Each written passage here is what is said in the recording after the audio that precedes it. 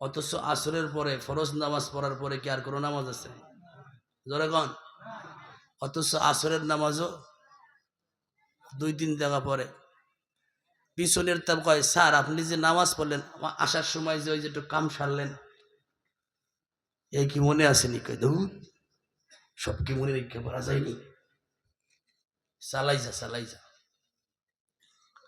দোস্ত, আল্লাহ পাক রব্বুল আলামিন আমাদেরকে যাদেরকে বসাইছেন, এটা জান্নাতের টুকরা বাগান। এই বাগানের বরকত আছে। এই বাগানে বড় বড় মুরব্বীরা বসছে। আজকের যে চেয়ার দেখেন, এই চেয়ার ছিল সুটফার হুজুর রহমতুল্লাহ আলাইহির চেয়ার। এই চেয়ার ছিল হজরতে আলী হোসেন খুলনার হুজুর রহমতুল্লাহ আলাইহির চেয়ার। এই চেয়ার ছিল অন্য অন্য মুরব্বীদের চেয়ার, কাশিয়ানী হুজুর রহমতুল্লাহ আলাইহির চেয়ার। এই মাটিতে অনেক মুরব্বী বরকতওয়ালা মানুষ বরকতওয়ালা পায়ে কদমে পাড়াইছে। আপনারা যারা মুরব্বী আছেন তারা জানেন, আর যারা ছোট এরা অনেক কিছু নাও জানতে পারে। এই দ্বীনি মাহফিলে, এই বরকতি ময়দানে বসার সুযোগ যারা পেয়েছি, এখনো পর্যন্ত বসেছি, আমরা কি খুশি না বেজার? আরো জোরে।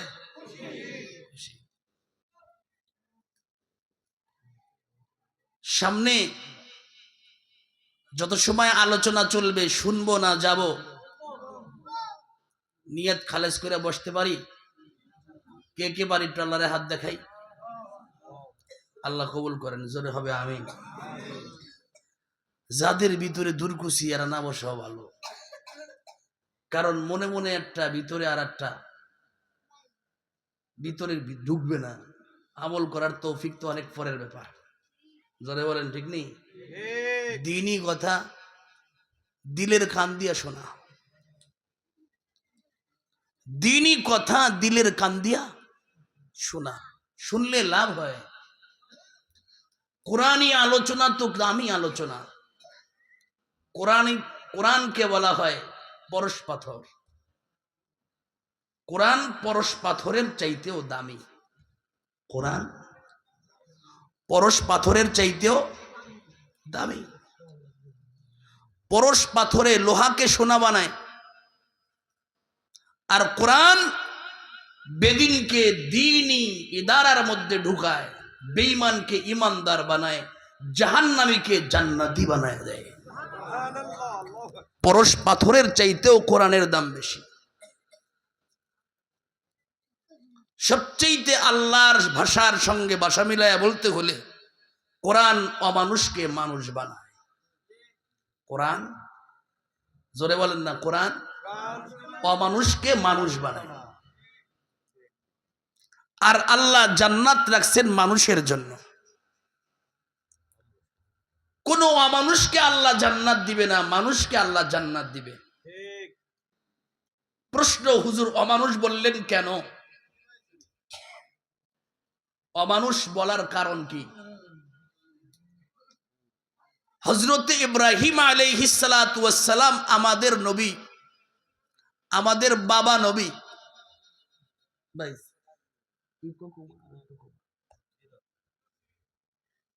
ইব্রাহিম আলাইহিস সালাতু ওয়াস সালাম আমাদের কি নবী?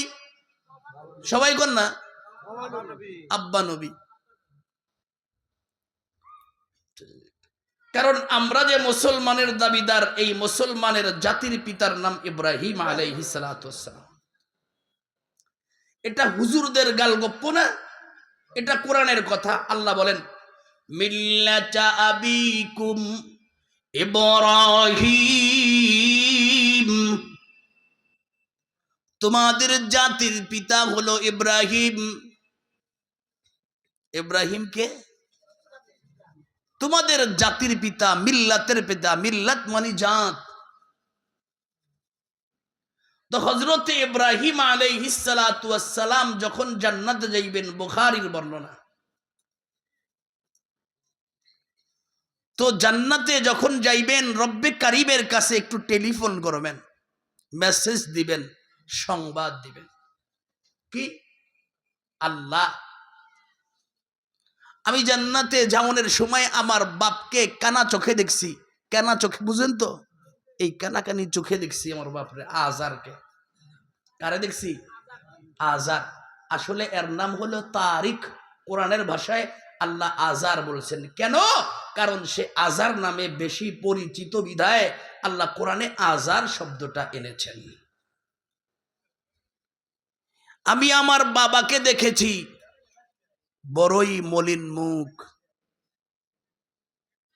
বাবারে রাইখা দুপুর বেলা ভালো খাবার ঘরে রান্না হইলে খাইতে পারবেন?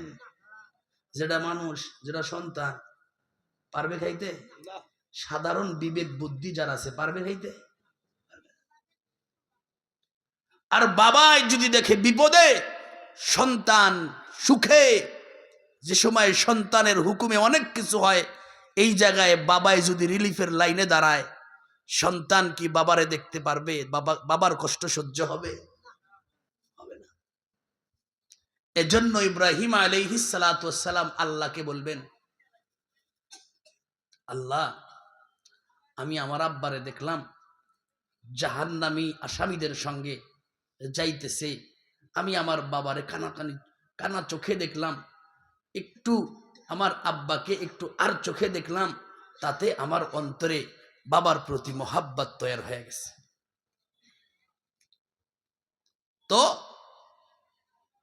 আল্লাহকে ইব্রাহিম আলাইহিস সালাতু ওয়াস সালাম বলবেন, মালিক, আপনি তো আমারে বলছিলেন, অঙ্গীকার দিছিলেন, আমার কাছে তুমি চাইবা আমি তোমারে দিমু। হযরত ইব্রাহিম আলাইহিস সালাতু ওয়াস সালাম কথায় পিছনে চলে দেয়। ইব্রাহিম পয়গম্বরকে যখন শুলিতে চড়াইয়া, চরক গাছে চড়াইয়া ইব্রাহিম পয়গম্বরকে যখন আগুনের মধ্যে ফেলাইতেছিল, তখন তাকে বিবস্ত্র করে ফেলাইছিল। কি করে? বিবস্ত্র করে। ইব্রাহিম পয়গম্বর দেখছিলেন আমাকে উলঙ্গ করে আগুনের মধ্যে ফেলাই দিতেছে। তখন আফসোস করছিলেন। আল্লাহ সেদিন একটা বাণী শোনাই দিয়েছিলেন, ইব্রাহিম আফসোস কইরো না। কয়জন মানুষের সঙ্গে সামনে তোমাকে বিবস্ত্র করছে, কত মানুষ, তোমার দেশের মানুষ, এই মানুষের সামনে তোমাকে বিবস্ত্র করছে, কিন্তু এর প্রতিদান স্বরূপ আমি আল্লাহ আদম পয়গম্বর থেকে শুরু করে সর্বশেষ মানুষ পর্যন্ত যত মানুষ, যত জিন আমি আল্লাহ দুনিয়ায় প্রেরণ করছি, সমস্ত মানুষ ও জিন জাতি যেদিন ময়দানে মাহশরে উপস্থিত হবে, যেদিন কোনো মানুষের পরনে সামান্য এক টুকরা কাপড় থাকবে না, সমস্ত মানুষ উলঙ্গ থাকবে, বাবা আদম পয়গম্বর থেকে পৃথিবীর সর্বশেষ মানুষটা পর্যন্ত সকলেই উলঙ্গ থাকবে। ওই দিন আমি আল্লাহ আজকের কুরবানির বদলায় তোমাকে আগে কাপড় পরাইয়া দেব। এজন্য পরীক্ষা যেমন, রেজাল্ট যেমন, কষ্ট যেমন, শান্তি তেমন। তো আল্লাহ, তুমি তো আমারে বলছিলা আমার দোয়া, আমার অনুরোধ মানবা। আল্লাহ কয় মানবো। তো রব্বে কারীম, আপনি আমার বাপকে আমার সঙ্গে জান্নাতে যাওয়ার পারমিশন দিয়ে দেন। আল্লাহ, আমার আব্বাকে আমার সঙ্গে জান্নাতে যাওয়ার পারমিশন দিয়ে দেন। ছোট জান্নাত দেন, দুঃখ নাই। নরমাল জান্নাত দেন, দুঃখ নাই। কিন্তু আমার বাবারে জান্নাতের মালিক বানায় দেন। বাবার সামনে আমি কেমন করে জান্নাতি হই, আমার কাছে কষ্ট লাগে। আল্লাহ পাক রব্বুল আলামিন এই কথা বলার পর ইব্রাহিম আলাইহিস সালাতু ওয়াস সালামের সামনে একটা রেডিমেড দেয়াল দিয়া দিবে। রেডিমেড দেয়াল, মুহূর্তের মধ্যে তার সামনে দেওয়াল পড়ে যাবে। সামনে কিছুক্ষণ আগে দেখছিল বাবা, দেওয়াল পড়ার কারণে সামনের সব দেখা বন্ধ হয়ে গেছে। আল্লাহ পাক রব্বুল আলামিন মুহূর্তের মধ্যে দেওয়াল দেওয়ার পর বাবার সূরাতকে আল্লাহ পাক রব্বুল আলামিন গুইসাবের সূরাতে বিবর্তন করে মাথার মধ্যে, গলার মধ্যে ডান্ডা বিড়ি লাগাইয়া, পায়ের মধ্যে ডান্ডা বিড়ি লাগাইয়া পেটের মধ্যে ডান্ডা বেরি লাগাইয়া, হাতের মধ্যে ডান্ডা বেরি লাগাইয়া টানিয়া টানিয়া গুই সাপকে আমাদের সন্তানরা মারার পর যেরকম ভাবে রশি দিয়া বাইন্দা টাইনা টাইনা পুকুরের মধ্যে বা নদীর মধ্যে বা খালের মধ্যে বা আড়ার মধ্যে ফেলানোর জন্য নিয়ে দেয়। আশপাশের মানুষগুলা দেখেও না দেখার বান্দরের চোখের সামনে কাপড় ধইয়া বসে, ঘৃণায় দেখতে মনে চায় না। এজন্য ঠিক ইব্রাহিম পয়গম্বরের সামনে তার বাবা আজরের রূপকে পরিবর্তন করে জাহান্নামের দিকে, জাহান্নামের ফেরেশতারা এরকম টানবে, ইব্রাহিম পয়গম্বর দেখবে না। নজর পড়ার পর নজরটা আবার ফিরায় দেবে, কারণ ওটা দেখতেও কষ্ট। তাহলে মানুষকে মানুষ রূপে জাহান্নামে নিল না। হাজার মানুষ ছিল, কিন্তু মানুষ রূপে তাকে জাহান্নামে নেওয়া হয় না। তারিক মানুষ ছিল, কিন্তু তাকে মানুষ রূপে জাহান্নামে নেওয়া হবে না। মানুষহীন ভিন্ন প্রাণী, দেখতে কুচ্ছিত এমন একটা প্রাণীর রূপ দিয়া জাহান্নামের মধ্যে পালায় দিবে। এজন্য বলতেছিলাম, আল্লাহ জান্নাত বানাইছেন মানুষের জন্য, অমানুষের জন্য আল্লাহ জান্নাত বানায় নাই। এজন্য মানুষ হওয়া চাই। কি হওয়া চাই? মানুষ। দিল্লির শাহী জামে মসজিদের খতিব আল্লাহওয়ালা প্রতিদিন তাহাজ্জুদ পড়ার পরে ফজরের নামাজ পড়া, ইশরাক পড়া, তারপরে মসজিদ থেকে বের হইতেন, একজন নামাজি রুটিওয়ালার দোকানে যায় রুটি খাইতেন। তার আগে আমি একটা কথা বলি, মানবেন ভাই? এখানে তো মুরব্বিরা বেশি, এই মাঝে যে ফাঁকা জায়গা আছে না, এই ফাঁকা জায়গাগুলো একটু পূরণ করি। কারণ ফাঁকা জায়গা থাকলে শয়তান মলিশ করে, মন ঘুরায় দেয়। শয়তান কয়, এই কি ওয়াজ শুনবি? মাগরিবের পরে ইশার আগ পর্যন্ত আন্তর্জাতিক মানের বক্তা ওয়াজ করছে, হের কাছে ওনার ওয়াজের খানা আছে। অথচ আমি যে কোরআনের কথা বলি, হুজুরে তো কোরআনের কথাই কইছে, কথা বল না? তাহলে কি মোহাব্বত কোরআনের না হুজুরের? তাহলে কোরআনের মোহাব্বত হইলে জায়গাটা শয়তানরে দেওয়া যাবে না। শয়তানের ধোঁকা থেকে বাচ্চা ফাঁকা জায়গাগুলো একটু বন্ধ করে একটু সামনে আগায় বসে, একটু সামনে আগায় আসে, একটু সামনে আগায় আসি। লা ইলাহা ইল্লাল্লাহ, লা ইলাহা ইল্লাল্লাহ, লা ইলাহা ইল্লাল্লাহ, আল্লাহু আল্লাহ, আল্লাহু আল্লাহ। একটু কষ্ট করে সামনে আসি বাবা, ফাঁকা জায়গা না রাখি।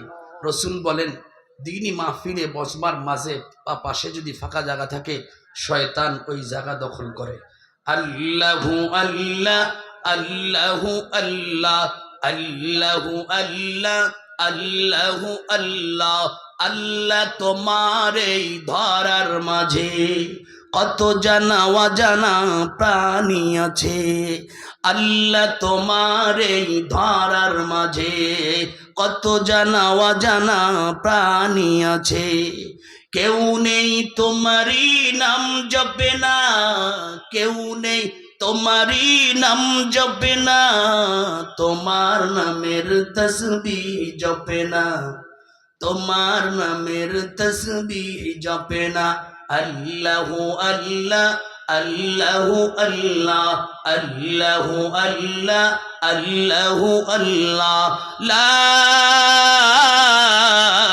ইলাহা ইল্লাল্লাহু মুহাম্মাদুর রাসূলুল্লাহ সাল্লাল্লাহু আলাইহি ওয়াসাল্লাম। দিল্লির শাহী জামে মসজিদের ইমাম, আল্লাহর গোলাম, প্রতিদিন তাহাজ্জুদের পর ফজরের নামাজ পড়িয়া মসজিদের মধ্যে বসে আল্লাহ পাক রব্বুল আলামিনের নামের জিকির করে। আল্লাহর রাসূল বলেন, ফজরের নামাজের পরে যদি কোনো মুসল্লি দুনিয়াবি কোনো কথা না বলে শুধু মসজিদে বসে থাকে, মসজিদে বসে থেকে 2 রাকাত করে 4 রাকাত ইশরাকের নামাজ পড়ে বের হয়, আল্লাহ পাক রব্বুল আলামিন তাকে দুইটা নিয়ামত দান করে। তার মধ্যে একটা নিয়ামত হলো তার আমল নামায় কবুল একটা উমরার সওয়াব লিখে দেওয়া হয়। আল্লাহর বান্দার প্রতিনিয়ত কাজ ছিল এটাই। দ্বিতীয় নম্বর ফায়দা, বান্দার রুজির অভাব আল্লাহ পাক দূর করে দেয়। জিম্মাদারি মালিক আল্লাহ নিয়ে যায়। আল্লাহর কাছে জিম্মাদারি দিয়া বান্দা প্রতিদিন আল্লাহর ঘর থেকে বের হইতেন, নাস্তা করতে যাইতেন একজন নামাজির দোকানে। কার দোকানে?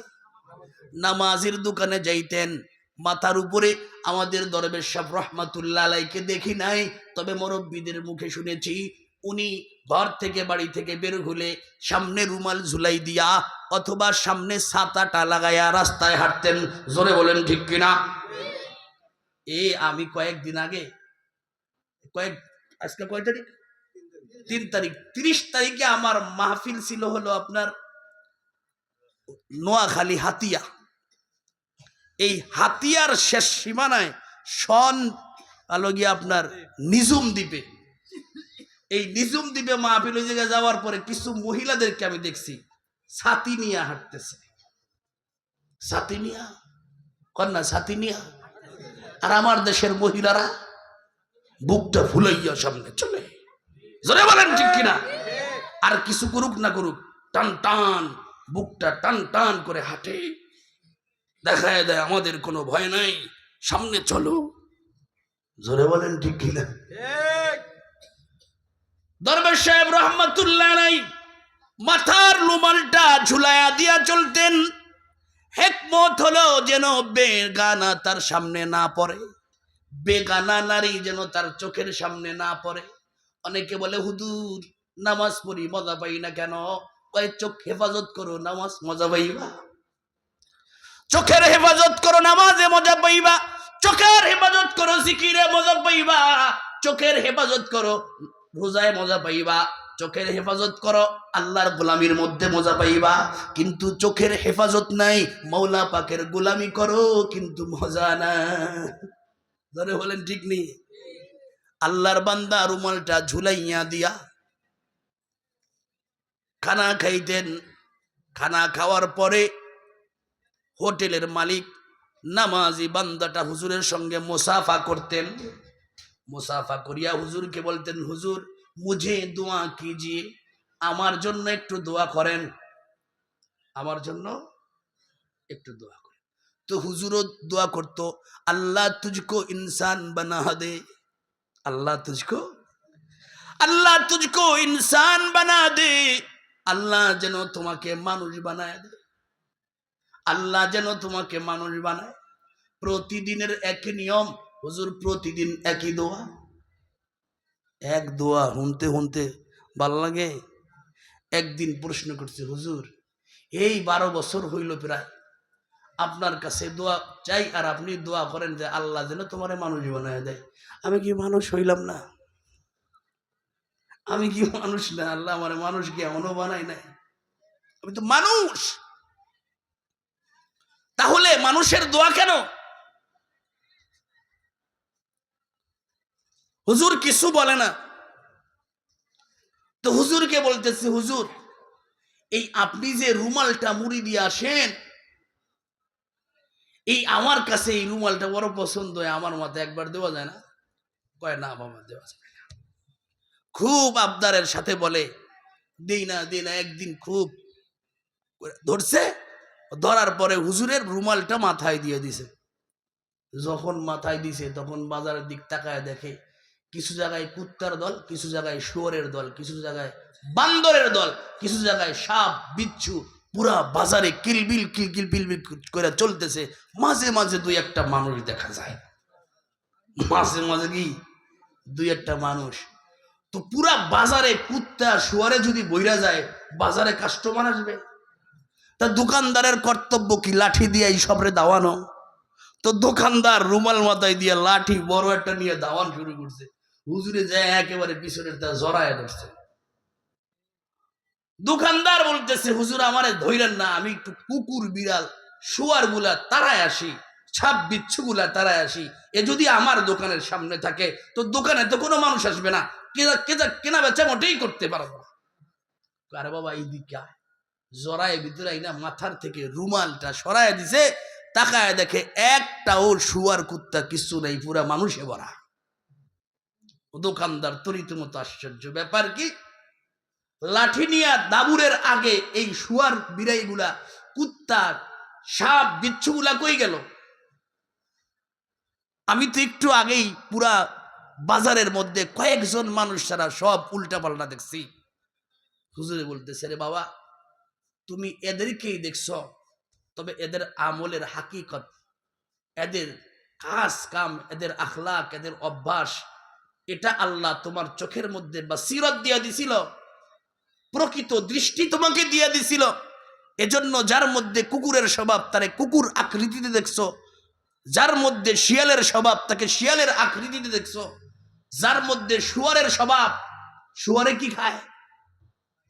পোলাও ভাত, গরুর গোস্ত ভুনা, মুরগির রোস্ট, দই, ইলিশ মাছের ইলিশ মাছ মাখা মাখা কইরা, এটা খায় না? কি খায়? হারাম খায়, নাপাক খায়। যে মানুষগুলা হারামখোর তাদের আকৃতি শুয়ারের আকৃতি দেখছে। কারণ এই পায়খানা তো আমরা খুব দুর্গন্ধ মনে করি না, নাপাক মনে করি। এই পায়খানার চাইতে সুদ ঘুষ আরো বেশি দুর্গন্ধ, সুদ ঘুষ আরো বেশি দুর্গন্ধ, পায়খানার চাইতেও দুর্গন্ধ। এক আল্লাহর ওলি পায়খানার বলতেছে, রে দুর্গন্ধ, তুই তো বড় দুর্গন্ধ। পায়খানার জবান খুলে গেছে, পায়খানা কয় আমি তো দুর্গন্ধ না, তুই আমারে বানাইছস দুর্গন্ধ। আমি তো ভালো ছিলাম, তোর সোহবতের কারণে আমি দুর্গন্ধ হয়ে গেছি।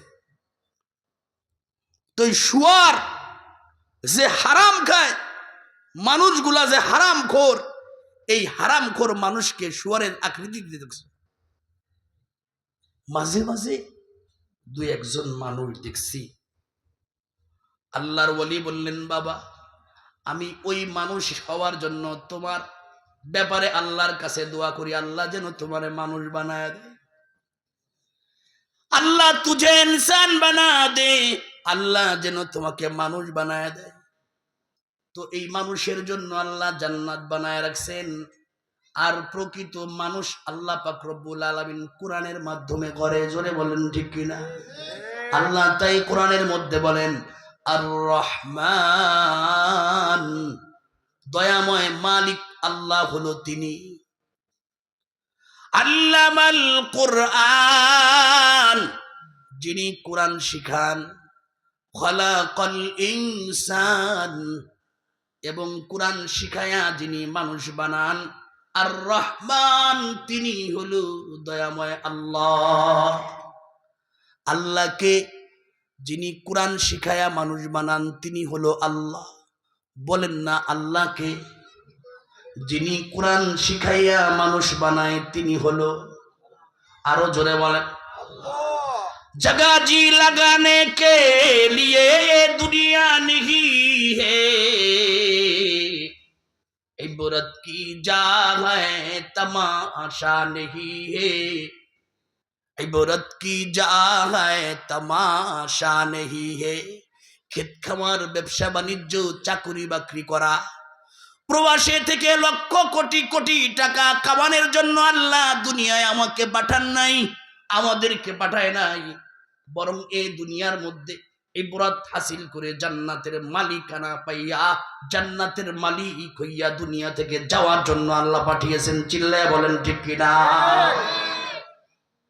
রে বন্ধু, দুনিয়ার টাকা পয়সা খানিকের, চক্ষু বুঝা গেলে, চক্ষু যখন বুঝে যাবে দুনিয়ার টাকায় আর মজা নাই, দুনিয়ার ক্ষমতায় কোনো ক্ষমতা নাই, দুনিয়ার ক্ষমতা থেকে যাবে। চক্ষুটা বন্ধ হয়ে গেলে ক্ষমতা আমার কিছুই করতে পারবে না। জোরে বলেন ঠিক কিনা? দুনিয়ার 1000 কোটি টাকা উপরে থাকবে, যদি আমি না থাকি এই 1000 কোটি টাকায় আমার কোনো লাভ হবে না। যখন আমি আমার চক্ষুটা মালিক হুকুম দিয়া দিবেন বন্ধ করে দিবেন, কোনো লাভ নাই। তবে আমি যদি আল্লাহ ওয়ালা হয়া কবরে যেতে পারি, প্রকৃত মানুষ হইয়া কবরে যাইতে পারি, কবরটা আমার জন্য জান্নাতের বাগান হবে, হাসরটা আমার জন্য জান্নাতের প্ল্যাটফর্ম হবে, পুলসিরাতটা আমার জন্য বিজলির আকারে পার করে দিবে, আল্লাহ পাক রব্বুল আলামিন হিসাব ছাড়া জান্নাতের মালিক বানায়া দিবে। আল্লাহু আকবার। এজন্য হিসাব ছাড়া প্রকৃত মানুষ হইয়া জান্নাতের মালিকানা কে কে চাই? আল্লাহকে দুইটা হাত দেখাই, একটু জোরে আল্লাহু আকবার বলি, জোরে হবে আল্লাহু আকবার। আল্লাহ কবুল করে। অবন্ধু, গুণ অর্জন করতে হবে, গুণ ছাড়া মানুষের দাম। যার গুণ নাই, এই গুণহীন মানুষের কোনো দাম নাই। জোরে বলেন ঠিক নেই? ওয়াকাম্মা, মানুষের দাম ওই মানুষটার মায়ের কাছেও নাই। ওয়াকাম্মা, মানুষের দামটা তার আপনজন বিবির কাছেও নাই। ওয়াকাম্মা, মানুষের দামটা তার আপন সন্তান, কলিজার টুকরা সন্তানের কাছে ওয়াকাম্মা, মানুষের দাম নাই। জোরে বলেন ঠিক কি? আল্লাহর কাছেও দাম নাই। যে মানুষটার থেকে কোনো নেক কাজ না আসে, এই লোকটার দাম মৌলার কাছে কানাকড়ির দামও নাই। আমাদের জীবন হলো মূল টার্গেট, জান্নাতের মালিক হয়ে যাওয়া। আল্লাহ বলেন, যে ব্যক্তি নিজের নামকে জাহান্নামীদের নাম থেকে কাটাইয়া জান্নাতীদের নামের সঙ্গে যার নাম লেখাইতে পারল, আল্লাহ বলেন ফাকাদ ফাজ, এই লোকটার দুনিয়ায় জন্ম হওয়াটার সফলতা হয়ে গেল। জান্নাতীদের নামের সঙ্গে নাম লেখাইতে হবে। আমি জান্নাতি হইয়া মরতে চাই।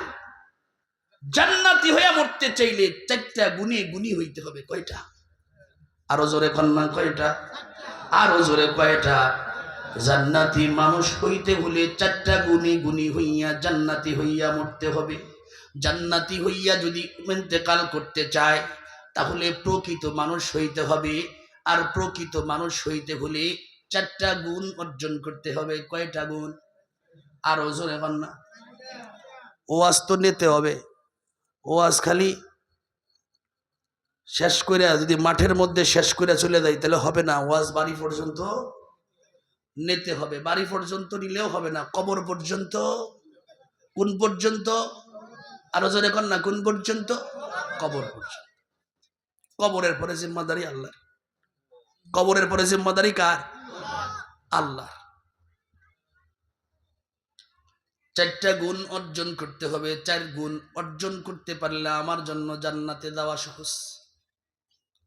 আর এই চারটা গুণ অর্জন করতে হলে একটা কাজের মধ্যে পুরা চারটা গুণ আছে। এই চারটা ফায়দা একটা কাজের মধ্যে আছে। কাজ একটা, ফায়দা চারটা। এই চার ফায়দা যখন এক কাজ করলে হয়ে যাবে, তখন আমার জন্য জান্নাতে যাওয়া সহজ হবে। ও বন্ধু, দুনিয়ার থেকে আমার সফর জান্নাত পর্যন্ত। এই দুনিয়ায় আমি আসছি কেন? জান্নাত পর্যন্ত যাওয়ার জন্য। জোরে বলেন ঠিক নি? দুনিয়ায় না আসলে জান্নাতে যাওয়া যাইতো নি। জোরে কন। বাবা এই দুনিয়ার মধ্যে আল্লাহ পাঠাইলেন কেন? বাবারে আল্লাহ জান্নাতে দিবে, এজন্য আল্লাহ দুনিয়ার মধ্যে এই দুনিয়ার রোড দিয়া হাঁটাইয়া হাঁটাইয়া জান্নাত পর্যন্ত বাবারে আল্লাহ নিবে। এজন্য বাবারে দুনিয়ায় প্রেরণ করলেন। যদি আল্লাহ পাক রব্বুল আলামিন বাবারে জান্নাত নাই দিবেন, তাহলে দুনিয়ার মধ্যে আল্লাহ বাবারে পাঠাইতেন না, বাবার সঙ্গে আমাদেরকেও পাঠাইতেন না। জোরে বলেন ঠিক কিনা? চারটা গুণে চারটা ফায়দা অর্জন করতে হলে একটা কাজ করতে হবে। আর ওই কাজটা কি? ওই কাজটা হলো গিয়া কোরআন। ওই কাজটা কি?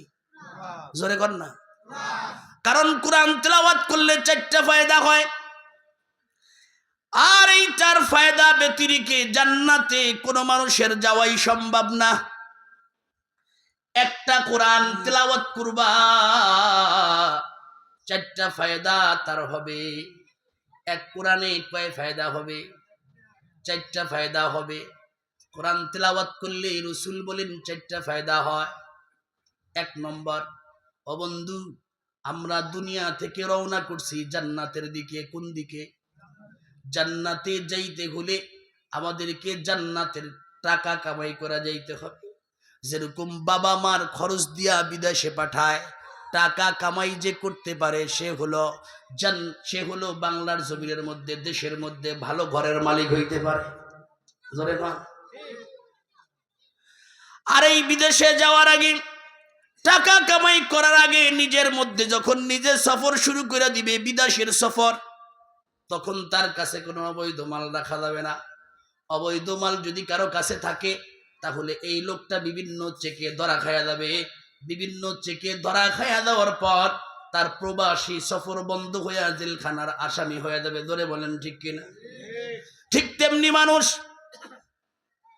মানুষের মধ্যে যদি কোনো গুনাহের জাম থাকে, গুনাহের আসার থাকে, কোনো মানুষের সঙ্গে যদি সামান্য গুনাহ থাকে, তাহলে এই গুনাহ আল্লাহ পাক রব্বুল আলামিন পাক না করিয়া, গুনাহ থেকে আল্লাহ মানুষকে সাফ না করাইয়া জান্নাতে দিবে না। আল্লাহ বলেন, ফামাই ইয়ামাল মিসকালা যাররাতিন খায়রান ইয়ারা ওয়া মান ইয়ামাল মিসকালা যাররাতিন শাররান ইয়ারা। সামান্য জাররা পরিমাণ গুনাহ থাকলে তাও আল্লাহ দেখায়া দিবে। তো বন্ধু, আপনার আমার সফর হলো জান্নাত পর্যন্ত। কোন পর্যন্ত? জান্নাত পর্যন্ত আপনার আমার সফর শুরু হয় মউত থেকে। মউতের পরের ঘাটির নাম হলো কবর, কবরের পরের ঘাটির নাম হলো হাসর, হাসরের পরের ঘাটির নাম হলো গিয়া ফুলসুরাত, হাসরের পরের ঘাটির নাম হলো মিজান, তারপরের ঘাটির নাম হলো গিয়া ফুলসুরাত। এই কয়েকটা ঘাটি অতিক্রম করার পর জান্নাত। তাহলে মউত 1 নম্বর ঘাটি, কবর হলো 1 নম্বর ঘাটি, মৃত্যুর পরে কবর হলো 1 নম্বর ঘাটি, মৃত্যুর পরে ঘাটি 1 নম্বরের নাম কি? কবর। এই কবরের মধ্যে যখন বান্দা যায়, বান্দাকে যখন কবরের মধ্যে রাখা হয়, তখন এইখানে 2টা চেক হয়। কয়টা চেক? আরো জোরে কন্যা, কয়টা চেক? 1 নম্বর হলো রোমান ফেরেশতার চেক, 2য় নম্বর হলো মুনকার নাকিরের চেক। এই 2 চেকের মধ্যে ধরা যদি খায়া দেয়, তাহলে তার কবরটা জাহান্নামের গর্ত হয়ে যায়। আর এই 2 চেকের মধ্যে যদি ধরা না খায়, বেঁচে যায়, তাহলে তার কবরটা জান্নাতের বাগান হয়ে যায়। এজন্য রাসূল বলেন, আল কবরু রাউযাতুম মিন রিয়াদিল জান্নাহ ওয়া হুফরাতুম মিন হুফারিন নার। দুনিয়ার মধ্যে কিছু কবর হবে জান্নাতের টুকরা, আবার কিছু কবর হবে জাহান্নামের গর্ত। তো চেকের মধ্যে ধরা খায় কি?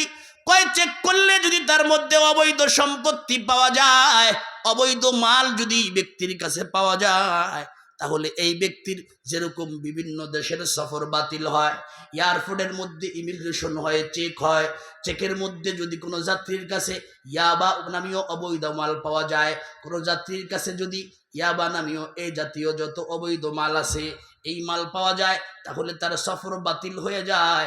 তখন তাকে আর বিমান পর্যন্ত উঠানো হয় না, তার আগেই তাকে 14 শিখে লাল দালানে পাঠাইয়া দেওয়া হয়। ঠিক কিনা? চিল্লায় এখন।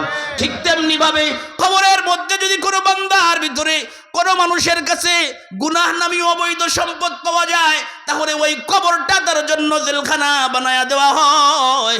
ওই কবরের মধ্যে জান্নাতের কোনো ফয়সালা হয় না, ওই কবরের মধ্যে জান্নাতের কোনো সুযোগ সুবিধা পাওয়া যায় না। তাহলে যদি আমি কবরের মধ্যে জান্নাতের সুযোগ পাইতে চাই, 1 নম্বর হলো অবৈধ গুনাহ নামীয় মাল থেকে আমার জীবনকে নিজেকে পাক করাইতে হবে। জোরে বলেন ঠিক কিনা? গুনাহ থেকে নিজেকে পাক বানাইতে হবে। তাহলে আমি অবৈধ মাল, কবরের মধ্যে মুনকার নাকির যে অবৈধ মাল চেক করে, সেটা হলো গুনাহ। অবন্ধু, গুনাহ নামীয় অবৈধ মাল থেকে যদি পাক পাইতে চাই, তাহলে আমার শরীর থেকে গুনাহ দূর করতে হবে, আমার কলব থেকে গুনাহ নামীয় অবৈধ মাল দূর করতে হবে। জোরে বলেন ঠিক কিনা? অবৈধ মাল গুনাহ শরীরের মধ্যে লাগে কেমনে? গুনাহ, অবৈধ মাল গুনাহ কলবের মধ্যে লাগে কেমনে? আল্লাহর রাসূল বলেন, যখন কোনো মানুষ গুনাহ করে, নুকিতাত ফি কলবিহি নুকতাউন সাউদা।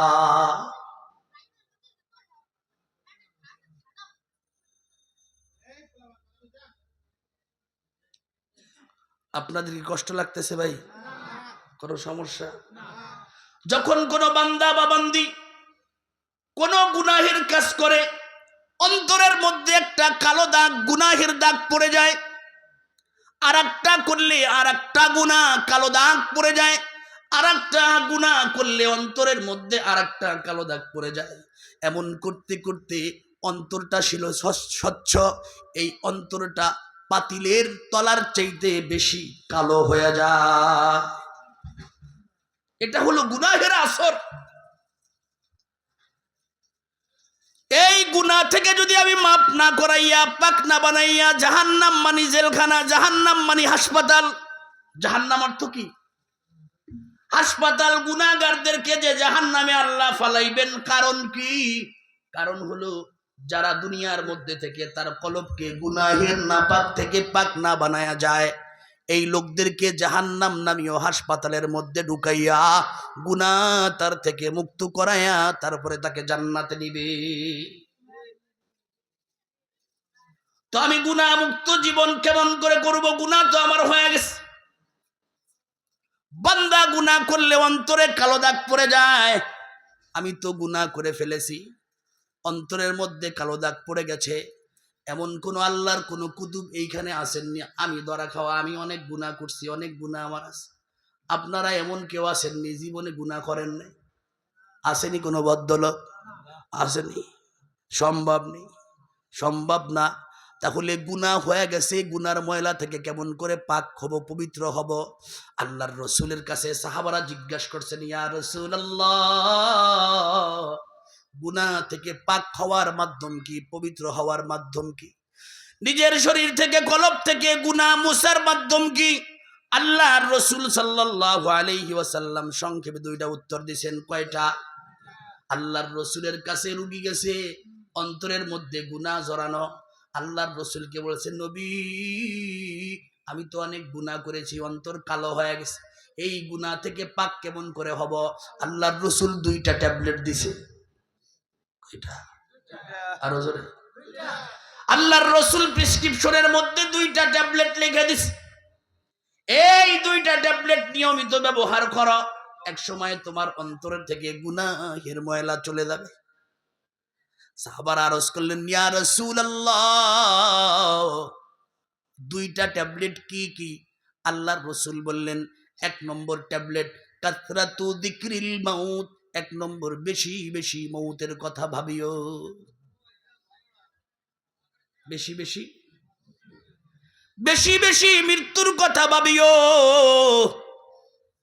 মরণ তোমার লইবে গেরি, তোমাকে মরণ ধরবে, এক সময় তুমি পালাইতে পারবে না।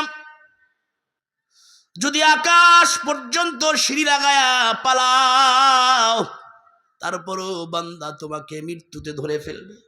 ওয়ালাউ কুনতুম ফি বুরুজিম মুশাইয়াদা, আল্লাহ বলেন, বান্দা রে, সীসা ঢালা প্রাচীরের মধ্যেও যদি তুমি থাকো, তারপরেও ও মৃত্যু তোমাকে ধরবে। জোরে বলেন ঠিক কিনা? সুখের বাড়ি, শখের সংসার সাজায়া, সুখের বাড়ি, শখের সংসার সাজায়া, কখন যেন যাইতে হবে এসব রাখিয়া, কখন জানি যাইতে হবে এসব রাখিয়া। সুখের বাড়ি, শখের সংসার সাজায়া, সুখের বাড়ি, শখের সংসার সাজায়া, কখন জানি যাইতে হবে এসব রাখিয়া। জোরে বলেন ঠিক কিনা? দোস্তরে আমার, আল্লাহর রসুল বললেন, কাসরাতু যিকরিল মাউত, বেশি বেশি করে মৌতের কথা ভাব। রে গোলাম, আল্লাহর রসুল বলে, রে আমার উম্মত, এই শরীরটা এক সময় কবরে চলে যাবে। এই শরীরটা, এই হাতটা, আঙ্গুলগুলো এক সময় কবরের মাটির সঙ্গে লয় হবে। চিল্লায় এখন ঠিক কিনা? দ্বিতীয় নম্বর কাসরাতু তিলাওয়াতিল কুরআন, বেশি বেশি করে কোরআন তেলাওয়াত কর। যে যত বেশি কোরআন তেলাওয়াত করবে তার অন্তর থেকে তত গুনাহের ময়লা পরিষ্কার হবে। কে বললেন? কে বললেন? আল্লাহর রসুল বললেন। আল্লাহর রসুল, ও আমার উম্মত, তুমি পুরুষ হও বা নারী হও, যাই হও, যত কোরআন তেলাওয়াত করবা তত তোমার অন্তর থেকে গুনাহের ময়লা পরিষ্কার হয়ে যাবে। আরে কোরআন তো ডাবল ধার, যাইতেও কাটে আসতেও কাটে। আল্লাহর রসুল বলেন কোরআন তেলাওয়াত করলেই শুধু গুনাহ যায় না, কারণ কোরআনের তেলাওয়াত শুনলেও অন্তর থেকে গুনাহের ময়লা ঝরে পড়ে যায়। একটু জোরে কন্যা সুবহানাল্লাহ। কষ্ট লাগতেছে? একটু জোরে কন্যা সুবহানাল্লাহ। আল্লাহর রসুল বলেন কোরআন তেলাওয়াত করলেই শুধু ময়লা যায় না, শুনলেও যায়। কোরআন তেলাওয়াত কানের ভিতর দিয়ে ঢুকলে অন্তর থেকে ময়লা ঝরে পড়ে যায়। হাজার উদাহরণ আছে, হাজার উদাহরণ। তার মধ্যে বড় উদাহরণ হলো হযরতে ওমর ফারুক রাদিয়াল্লাহু তাআলা আনহু। চিৎকার মেরে বলেন রাদিয়াল্লাহু তাআলা। হযরতে ওমর, তিনি এখনো পর্যন্ত ইমানদার হয় নাই, তবে বিশাল দেহের মালিক। আবু জেহেলের মতো কূট বুদ্ধি না, সোজা বুদ্ধি হযরতে ওমরের। কূট কৌশলী ওমর ছিল না। আবু জেহেলের নামও ওমর, ওমর রাদিয়াল্লাহু তাআলা আনহুর নামও ওমর। আবু জেহেলের বাবার নাম হিশাম, ওমর রাদিয়াল্লাহু তাআলা আনহুর বাবার নাম হলো খাত্তাব। এজন্য ওমর রাদিয়াল্লাহু তাআলা আনহু বাবা যেহেতু খাত্তাব, ওমর ইবনুল খাত্তাব, আর আবু জেহেলকে বলা হতো ওমর ইবনুল হিশাম। আবু জেহেলের মধ্যে কুবুদ্ধি ছিল, হযরতে ওমরের মধ্যে কুবুদ্ধি ছিল না। সহজ সরল লোকটা ছিল, তবে নেতৃত্ব স্থানীয় মানুষ ছিলেন ওমর।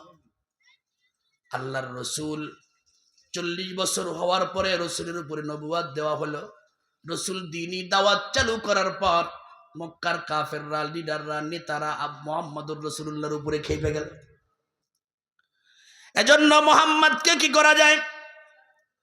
মুহাম্মদকে কিছু করার কারো কায়দা নাই, কারণ মুহাম্মদের শক্ত শক্ত দুইজন অভিভাবক এখনো জীবিত।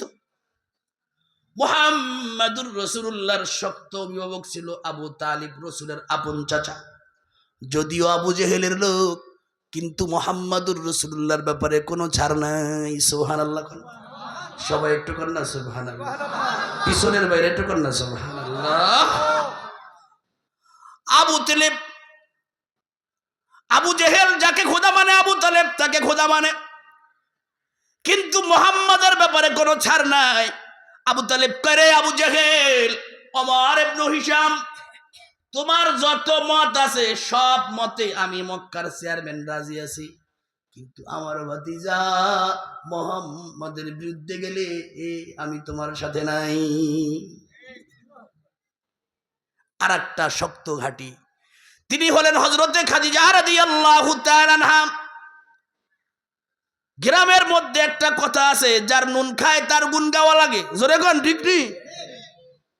যার বাড়িতে জীবনভর খ্রিস্টান দিছেন, অথবা আপনার বাপ দাদারা তাদের কাছে ঋণী, এমন কোন মানুষ যাদের কাছে ঋণী, এগো সামনে যায় কি চকুল দেয় কথা কওয়া যায়? কথা কন না যায়, কেমন জানি বাজ হইয়া হয়, বাজ হইয়া আসে, যাইয়া তো মনে কিছু করবে, কিন্তু যাওয়ার পরে বাজ হইয়া যায়। তো হযরতে খাদিজা রাদিয়াল্লাহু তাআলা আনহা এমন একজন ব্যক্তিত্ব ছিলেন, যার পকেটের টাকা আরবদের পেটের মধ্যে গুতা দিলে বাইরে তো খাদিজার টাকা, খাদিজার খাবার, খাদিজার অনুগ্রহ, খাদিজার দয়া। এজন্য খাদিজা যখন সামনে থাকতো আল্লাহর রসুলের দিকে কড়া কইরা দৃষ্টি দিতেও ভয় পাইত। আবু জেহেল পর্যন্ত লাজবাব হয়ে দিত, কিছু কিছু বলার কায়দা নেই। এমন সময় কি করা যায়? আবু জেহেল, যার প্রকৃত নাম কি? ওমর ইবনুল হিশাম, এটা হলো তার নাম। আবুল হাকাম এটা হলো কাফেররা, মুশরিকরা তার বুদ্ধি দেখা তার নাম দিয়েছে আবুল হেকাম। কিন্তু এই বুদ্ধিগুলা যে সব জাল বুদ্ধি, এই জাল বুদ্ধি প্রমাণ পাওয়ার পরে তার নাম দিয়েছে আবু জেহেল। বুঝেন নাই? আমার দেশের যে যত বড় বাটপার হেরে কয় চালাক, কথা বল না? যে যত পরের বাবার জমি নিজের বাবার নামে, এখন তো কায়দা নাই, তারপরও যে কায়দা আছে এই কায়দায় নিজের বাবার নামে অনেকে দলিল করে নিয়ে যায়, ধরে কোন ঠিক নেই। এই কম্ম যে করতে পারে আমরা কি চালাকির চালাক, ধরে কোন ঠিক নেই। বাটপার সাটপার লম্পট এদেরকে কইছি আমরা চালাক। তো এ জাতীয় আবু জাহেল হলো চালাক। এই আবু জেহেল যখন ধরা খায় তখন সবাই কয় না আরে চালাক কওয়া যাবে না, আরে কও জাহেল মূর্খ। তো আবুল হিসাম ডাক দিছে যারা একটু গরম প্রকৃতির নেতা, তার মধ্যে উমর রাদিয়াল্লাহু তাআলা আনহু এখন ইমানদার হয় নাই, তিনিও একজন। উমর রাদিয়াল্লাহু তাআলা আনহুরে আল্লাহ এমন চেহারার অধিকারী বানাইছিলেন, এমন বডির অধিকারী বানাইছিলেন, যারে দেখলে যে কোনো মানুষ ভয় পেত। খালি মানুষ না, শয়তানও ভয় পেত। শয়তানে কি করতো? শয়তানের নাম জানেননি আপনারা? শয়তানের নাম কি কন্ত? বাপের নাম কি কইলাম না কবে জানি? বাবার নাম কি? জিলবিস। মার নাম খবিস। মার নাম কি? খবিস। মনে আছে তো? দেখি ও আছে। তে ইবলিস ভয় পাইতো ওমর রাদিয়াল্লাহু তাআলা আনহু দেখলে। তা হযরতে ওমর একটু নেতা প্রকৃতির ছিলেন, তাকে দেখলে ভয় পাইতো, গরম গরম উত্তর দিত। এজন্য আবু জেহেল চালাকি কইরা রাতের বেলা তারে দাওয়াত দিছে, খাওয়ানটা একটু ভালো দিয়া পাম দিছে। কি করা যায়, মোহাম্মদের বাড়াবাড়ি আর ভালো লাগে না। অমুক জায়গায় গেলে শুনি মোহাম্মদ দাওয়াত দিছে, তবকরা দুই বাপ বেড়া মোহাম্মদের দলে মিলে গেছে। এমন দিনে দিনে 2 জন 3 জন করে যাইতে যাইতে এক সময় পুরা মক্কা মোহাম্মদের পিছনে ঘুরবে। এজন্য মোহাম্মদকে ছাড় দেওয়া যায় না। কি করা যায়? বিভিন্ন জন বিভিন্ন কথা বললো। এক পর্যায়ে অনেক রাত, গভীর রাত হয়ে গেছে। হযরতে ওমর কয়, নেতা এখন তুমি তোমার বাড়িতে থাকো, আমি একটু বাড়ি যাই, অনেক রাত হয়ে গেছে। কয় ঠিক আছে, এই পর্যন্ত আমাদের সমাবেশ, আমাদের মিটিং। এরপরে মুলতবি ঘোষণা করা হলো। ছিল হযরতে ওমর রওনা করছেন বাড়ির দিকে।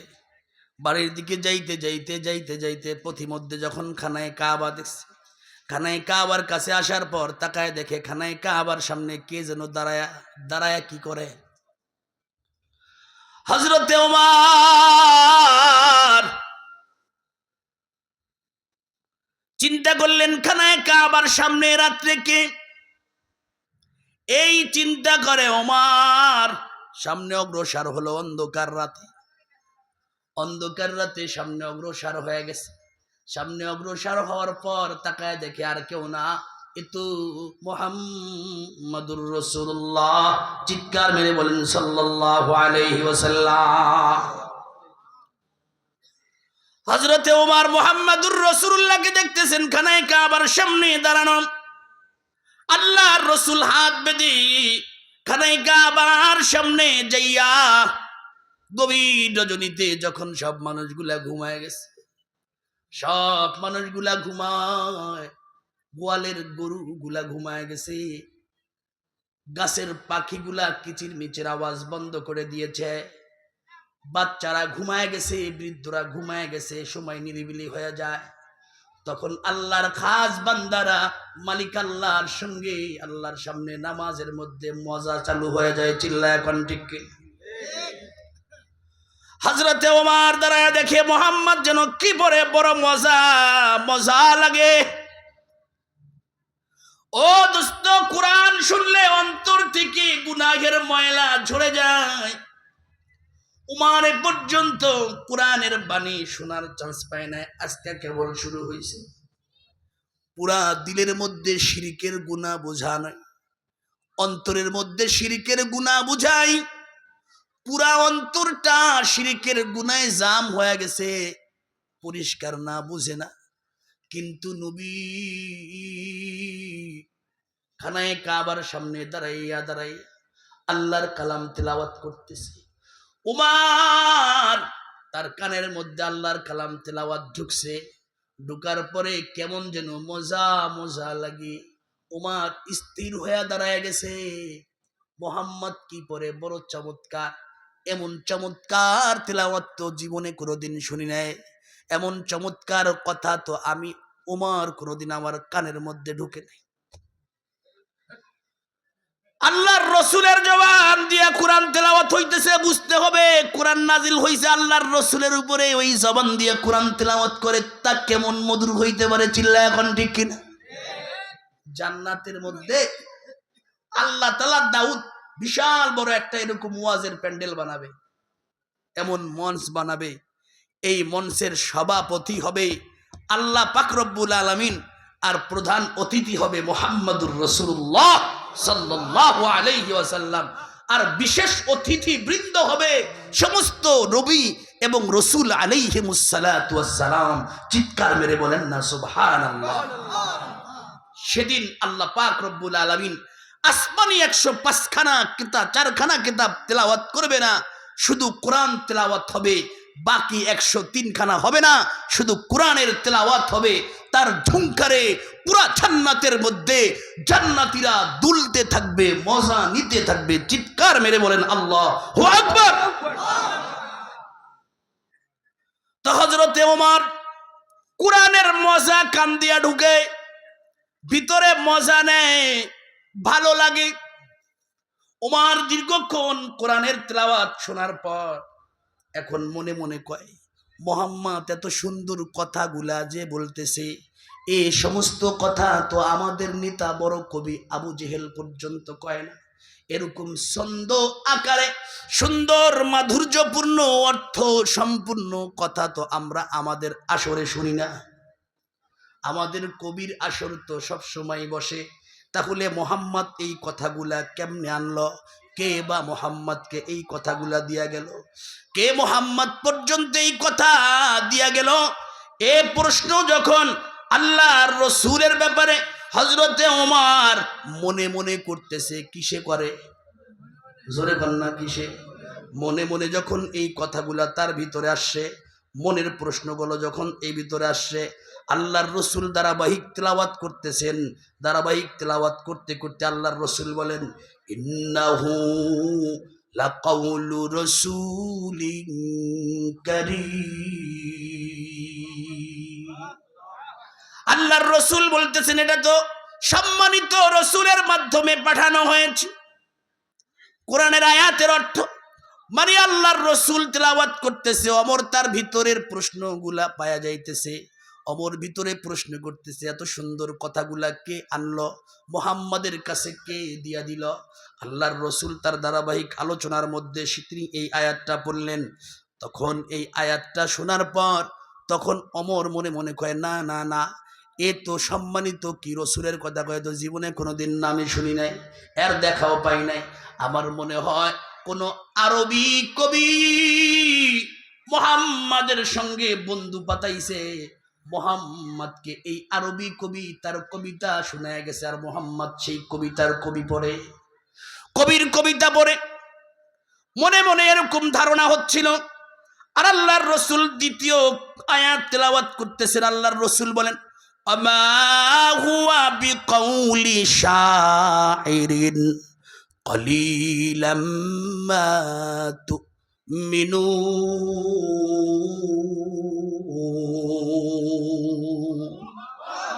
আল্লাহর রসুল দ্বিতীয় আয়াত পড়তেছেন ধারাবাহিকভাবে।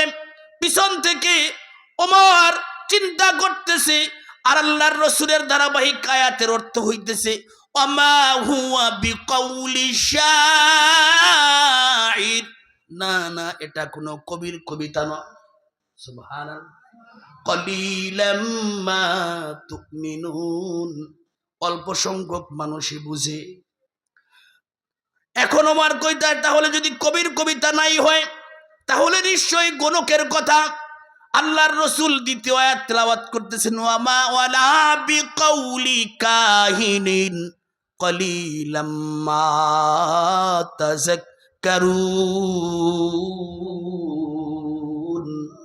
না না, এটা কোনো গুণকের কথাও নয়, কোনো কাহিনীর কথাও নয়।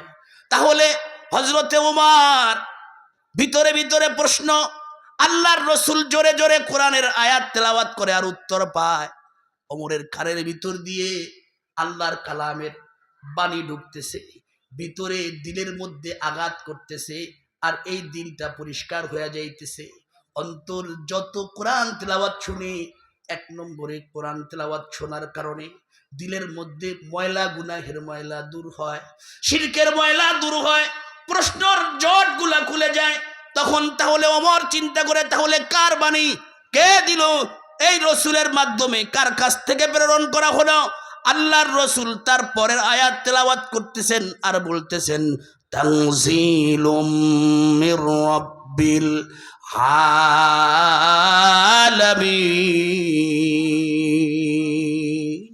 এটা বিশ্ব জাহানের প্রতিপালক আল্লাহ পাক রব্বুল আলামিনের বাণী। জোরে হবে সুবহানাল্লাহ, আরো জোরে হবে সুবহানাল্লাহ, জোরে হবে আল্লাহু আকবার।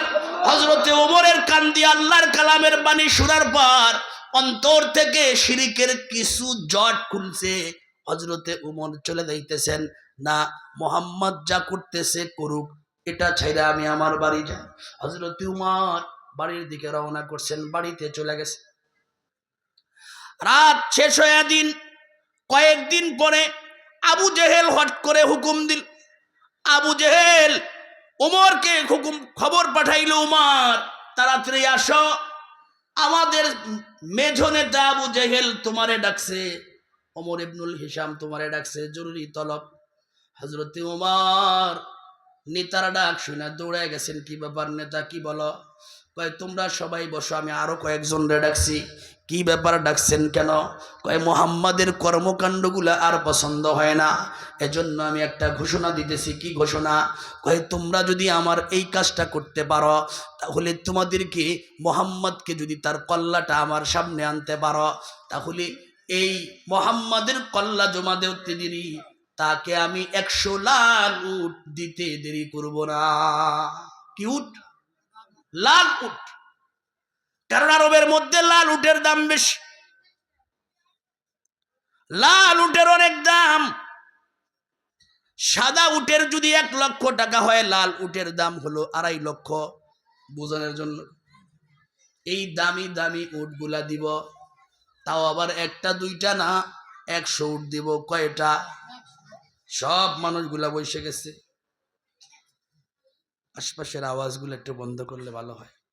সামনে যে সমস্ত ভাইরা দাঁড়ায় দাঁড়ায় বিভিন্ন জায়গায় দাঁড়ায় আছেন, তারা পারলে আল্লাহ এই দিনই মাহফিলের প্যান্ডেলে বসে দেয় বেডঙ্গা ভাই, আর না পারলে যে কোনো এক রুমে বসি, ঠিক না? সামনে কেউ ঘুরতেছে, কেউ চিল্লায়, কেউ দরবার করে, ভালো লাগে, এটা হয়। এজন্য আদবের সাথে বসে যাই। হযরতে ওমর তিনি ওই মজলিসের মধ্যে উপস্থিত। আরবের মধ্যে গুক্ষা নেতা ছিলেন, গুক্ষা নেতা মাথা ফুলা কিছু আছে, এ নেতারা পালে কিছু মাথা ফুলা কর্মীরা কি করে, নেতারা কি করে, পালে। মাঝে মাঝে কিছু ফুলায়, আবার কিছু খাইতে দেয়, কিছু পয়সা দেয়, এগো পালে, এগো দিয়ে হেগো পথ ক্লিয়ার করে রাখে। ঠিক নেই, কিন্তু মাথা ফুলা তো বোঝে না। ওই মাথা ফুলা কথা কন না, মাথা ফুলা বোঝে না। মাঝে মাঝে বউও কয়, কিন্তু বউর কথাও পছন্দ হয় না। ও মনে করে আরে ফুলাইছে, আসলে তো ফুলা ও বা কি হয় নাই, কি হয় নাই, ওরে ফুলাইছে, ও ফলতেই আছে। তো আবু জেহেল এই ফুলামার কাজারা আছে সকলকে ডাকছে, অল্পতে গরম বানায়া তার কাজ হাসিল করবে। আবু জেহেলের নিয়াত হলো গিয়া আবু তালেব পড়তে দেরি নিতা আমি হমু, আর কেউ হবে না, এই দেশের কর্তৃত্ব আমার হাতে যাবে, মোহাম্মদ যেন পায় না, ঠিক না? আবু জেহেল ডাক দিছে, আর মোহাম্মদের কর্মকাণ্ড গুলা ভালো লাগে না, কি করবা? মোহাম্মদের কর্মকাণ্ড গুলা বন্ধ করা দরকার, এজন্য মোহাম্মদকে এখনই অফ করে দিতে হবে। কয় কেমনে দিবা? কয় যে ব্যক্তি মোহাম্মদের কল্লা আমার কাছে জুমা দিবা, আমি তাকে 100 লাল উট দিয়া দিব।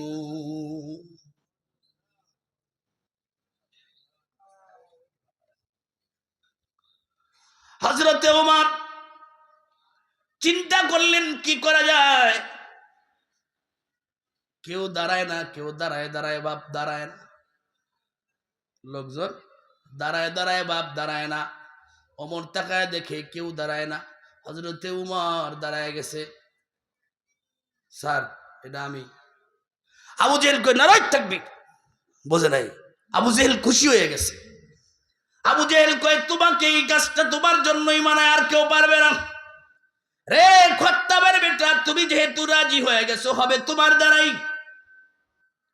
তোমার মুখের পাটাই এই সাহস আছে মুহাম্মাদের ধর থেকে কল্লাটা নিয়ে আসা। যাও এই নাও তরবারি, চাইনিজ কুড়াল রাখছি তোমার জন্য, এই নিয়ে যাও, মুহাম্মাদের কল্লা নিয়ে আসো। হযরতে ওমর আল্লাহর রসুলের কল্লা নেওয়ার জন্য আবু জেহেলের মজমার থেকে বের হয়ে গেছে, খুব ফোর্সে চলতেছে। কিছু দূর যাওয়ার পর একজন সাহাবীর সঙ্গে দেখা, নতুন মুসলমান। ওমরের গতিবিধি তেমন ভালো না। নতুন মুসলমান ডাক দিছে, রে খত্তাবের পুত ওমর বাহাদুর কই যান? হযরতে ওমর বলে আর ডাকিও না, মুহাম্মদ আব্দুল্লাহর সন্তান মুহাম্মাদের অতিষ্ঠ জ্বালা যন্ত্রণায় অতিষ্ঠ হয়ে গেছে, আর সয় না। কেন? কয় তার কল্লা আনার জন্য যাচ্ছি। কয় তার কল্লা আনবে কেন? কয় সে নতুন ধর্ম শুরু করছে। কয় ঠিক আছে, মুহাম্মাদের কল্লা আনা তো কোনো ব্যাপার না, কিন্তু মুহাম্মাদের কল্লা আনার আগে আপনার নিজের বাড়ির দিক দিয়ে একটু গুল্লা দিয়ে। হ্যাঁ, বাড়িতে আবার কি হয়েছে? অল্পতে মানুষকে বিপদে ফেলাইতে হইলে আপন জনের মধ্যে সমস্যা গড়াই দিলে মানুষ বিপদে পড়ে যায়। ধরে গান ঠিক নেই। আল্লাহর রসুলের নতুন সাহাবী বলতেছে, খত্তাবের সন্তান উমর, আপনি তো আপনার বাড়ির খবর জানেন না। কয় বাড়িতে কি হয়েছে? কয় আপনি যান আপনার বোনের বাড়ি, আপনার বোন এবং আপনার বউ নাই, মুহাম্মাদের দরবারে যাইয়া মুহাম্মাদের পক্ষের লোক হয়ে গেছে। মাথা ঘুরছে না? গতি কমছে নেই? আল্লাহর রসুলের বাড়ির দিকে যাওয়া বাদ দিয়া নিজের বোনের বাড়ির দিকে রওনা করছে। হযরত উমর খুব রাগ হয়ে যাইতে যাইতে একেবারে কাছাকাছি বাড়ির সামনে যখন চলে আসলো, হযরত উমর বাড়ির সামনে আসার পর, বোন বউনাইরের বাড়ির সামনে আসার পরে দরওয়াজার সামনে যখন আসছে, দরওয়াজার সামনে আসার পর আল্লাহ পাক রব্বুল আলামিনের কালাম তেলাওয়াত হইতেছিল ঘরের মধ্যে। হযরতে ওমর রাদিয়াল্লাহু তাআলা আনহুর বোন এবং তার ভগ্নপতি আল্লাহর কালাম তেলাওয়াত শিখতেছিল একজন সাহাবীর থেকে। একজন সাহাবী আইসা তাদেরকে কোরআন শিখাইতেছিল। এই কোরআনের বাণীটা হযরতে উমরের কানের মধ্যে ঢুকে গেছে। হযরতে উমর শুনতেছে, বোন পড়তেছে বা বউনাই পড়তেছে, তাহা মা আনজালনা আলাইকাল কুরআনা লিতাশকা। হযরতে উমর কানের মধ্যে যখন এই আয়াত তেলাওয়াত হলো, মা আনজালনা আলাইকাল কুরআনা লিতাশকা ইল্লা তাযকিরাতান লিমান ইয়াখশা তানজিলাম মিম্মান খালাকাল আরদা ওয়াস সামাওয়াতিল উলা। হযরতে উমরের কানের মধ্যে আগে আল্লাহর কালাম ঢুকছে, আগে সূরা হাক্কার কয়েকটা তেলাওয়াত আয়াত ঢুকছিল। অন্তর থেকে শিরকের কিছু পুঁছ বের হয়েছিল, প্রয়োজন বের হয়েছিল। আজকে দ্বিতীয়বারের জন্য আবার কালাম ঢুকছে, কালামের বাণী ঢুকছে, কিছুটা শীতল হয়ে হয়ে আসছে। হযরতে ওমর দরজা লাথি দিয়া খুলে ফেলাইছে। খুলে ফেলায় বলতেছে, রে বোন কি পড়তেছিলি? তুমি কি পড়তেছিলা? ভগ্নিপতি দেখা পালায় গেছে, সাহাবী তো পাশে আরো পালায় গেছে, অবস্থা বেগতিক। হযরতে ওমর বলতেছে, কি পড়তেছিলা? কয় না দেখান যাবে না। কি করতেছিলা? কয় না, দেখান যাবে না, জানান যাবে না। এমন করতে করতে করতে করতে এক পর্যায়ে যখন বলেছিল, আমি শুনছি মুহাম্মাদুর রাসূলুল্লাহর দরবারে তোমরা যাও, কি করবা? যেই বা না থাকবা। কয় না, তুমি যদি আমাকে মারতে মারতে রক্তাক্ত করে ফেলাও, তারপরেও মুহাম্মাদুর রাসূলুল্লাহর দরবার ছাড়তে রাজি না। চিৎকার মারে বলেন আল্লাহু আকবার। মাদ্রাসার কেউ আছে?